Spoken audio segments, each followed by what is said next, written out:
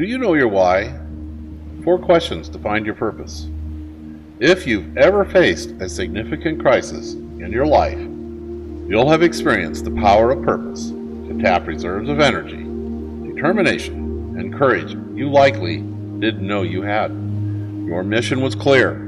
Your goal was compelling. Your focus was laser-like. Your potential was tapped. The power of purpose is similar to the energy of light focused through a magnifying glass. Diffused light has little use, but when its energy is concentrated, as through a magnifying glass, that same light can set fire to paper. Focus its energy even more, as with a laser beam, and it has the power to cut through steel. Likewise, a clear sense of purpose enables you to focus your efforts on what matters most, compelling you to take risks and push forward, regardless of the odds or obstacles. Unlike animals, which are driven simply to survive, we humans crave more from life than mere survival. Without an answer to the question, survival for the sake of what, we can quickly fall into disillusionment, distraction, and a quiet sense of despair. The alarming increase in rates of drug and alcohol abuse, depression, and suicide, along with the growing reliance on antidepressant medications, seems to indicate many are doing just that. Likewise, a quick glance at employee engagement statistics points to a crisis of purpose and meaning on an unprecedented scale. Given we're wealthier today than at any time in history, there is clearly a marked difference between well-off and well-being. Friedrich Nietzsche, a German philosopher, once said, "He who has a why can endure anyhow." Knowing your why is an important first step in figuring out how to achieve the goals that excite you and create a life you enjoy living versus merely surviving. Indeed, only when you know your why will you find the courage to take the risks needed to get ahead. Staying motivated when the chips are down and move your life onto an entirely new, more challenging, and more rewarding trajectory.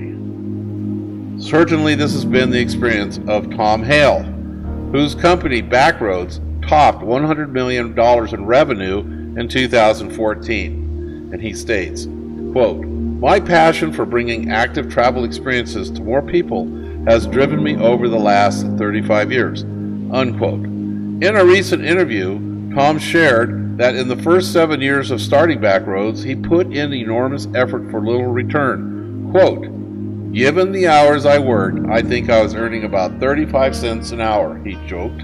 However, while I knew we had to make money to grow, I was never driven by the money. Once I got clear that this was my life's work, doing something else was never an option, unquote. Tom's leadership of Backroads, from a small startup to a major player in the travel industry, has created an organization whose employees are as passionate about his company's mission as him. Backroads' ongoing growth in both the range of experiences offered and the company's bottom line profit speaks for itself. While there's no one pathway for discovering your life's purpose, there are many ways you can gain deeper insight into yourself and a larger perspective on what it is that you have to offer the world. Your life's work sits in the intersection of your talents, skills, expertise, passions, and deepest values. Reflect on the corresponding 4 questions to help find the sweet spot that sits in the intersection between what you care about, what you can contribute, and what will be valued most. Lily Tomlin once said, "I always wanted to be somebody. I should have been more specific." Think forward 20, 30 years from now. Who is it that you want to be for the people around you? Who is it that you want to have been in the intervening time? When I wrote my book, Stop Playing Safe, I started it with a chapter on Know Your Why. Know what it is that you really want to do and who is it that you really want to be. You know, there's a lot of reasons these days for people to play safe and avoid risk and not really step out of their comfort zone in any area of their life, much less in their career. But for you to achieve what you're capable of achieving, you have to be willing to step outside your comfort zone. And to find the courage to do that, you have to start with knowing what is it that matters most to you. What is it that really gives you a deeper sense of purpose? How is it that you want to measure your life? So I'd like you to think about what your answers are to these questions, and the reason being that I want you to find an intersection between them all, because when you find an intersection between what you're naturally good at and where the needs of the world intersect, that's where you find your purpose. So what is it that you're naturally good at? Where is it that you add the greatest value? What is it that inspires you and makes you come alive? What do people count on you for and really look to you for when they have problems and challenges? I encourage you to really try and find where it is that you feel the greatest sense of reward and meaning in your life. Because when you can find your why, it'll allow you to figure out anyhow. What makes you come alive? The word inspire comes from the Latin meaning to breathe life into. Accordingly, when you are working towards things that inspire you, it literally makes you feel more alive. What makes you come alive isn't referring to taking your dream holiday or watching your favorite team play football, unless you're called to a career as a football coach or commentator. It's better than that.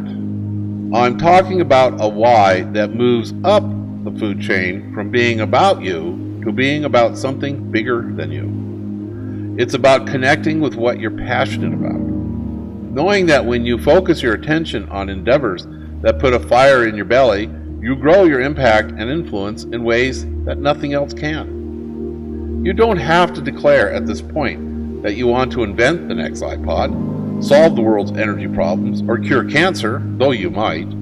This is about you connecting to a cause that's bigger than you, but which is also congruent with who you are and what you care about. What are your innate strengths?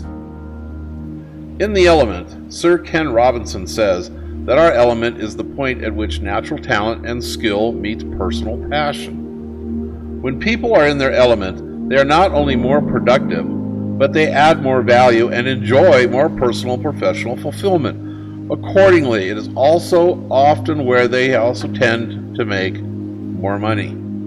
What are the things you've always been good at? Sometimes wondering why others find it so hard. Are you able to see patterns and opportunities amidst complexity? Are you creative, naturally adept at coming up with outside-the-box solutions? Are you a natural-born rebel with an innate ability to identify where the status quo is in need of a makeover? Are you brilliant in the details, naturally good at executing projects with a precision but that some find tedious? Or are you a naturally gifted communicator, technocrat, diplomat, networker, leader, problem solver, or change agent? Of course, you can always be passionate about things you have no natural talent for, and talented at things for which you hold little passion. However, experience has shown me that we rarely aspire toward ambitions we have no natural talent to achieve, as civil rights leader Howard Thurman once wrote. Don't ask yourself what the world needs. Ask yourself what makes you come alive. Then go do that. Because what the world needs is people who have come alive. Indeed, they do. Where do you add the greatest value? Doing work that you're good at, but which you loathe, is not a pathway to fulfillment. That said, knowing your greatest strengths and where you can add the most value through the application of your education, skills, knowledge, and experience can help you focus on the opportunities, roles, and career paths where you are most likely to succeed and therefore find the greatest sense of accomplishment and contribution. Too often, we undervalue our strengths, skills, and the expertise we naturally acquire over time. If you reframe the concept of adding value through the lens of solving problems, you can ask yourself what you're well placed and equipped to help solve in your workplace, career, organization, or industry. You can also ask yourself what problems you really enjoy solving and what problems you feel passionate about trying to solve. You'll then be more successful at focusing on your natural strengths and those things you're innately good at than trying to bolster or eliminate your weaknesses. How will you measure your life? People who do not stand for something can easily fall for anything. Deciding how you want to measure your life means making a stand for something and then living your life in alignment with it. Ultimately, living with purpose means focusing on things that matter most. Ironically, the things that matter most are rarely things. That said, while some people are in a position to trade the security of a regular salary in order to pursue a passion, many simply can't, at least not in the short term or without violating core values, like paying off debt or providing for their family. But following the money and following your heart don't have to be mutually exclusive. By shifting the lens in which you view what you are doing now, you can profoundly shift your experience of it. No matter what your job, you can draw a meaning from it and find greater purpose through how you do what you do. If you don't think you're the kind of person you'd want to work with, then consider that it may not be because of the job you do each day, but your attitude towards it. Knowing your purpose may compel you to take on challenges that will stretch you as much as they inspire you. Just as a boat under power can handle any size wave if perpendicular to it, when you're powered up by a clear purpose, there's little you cannot do.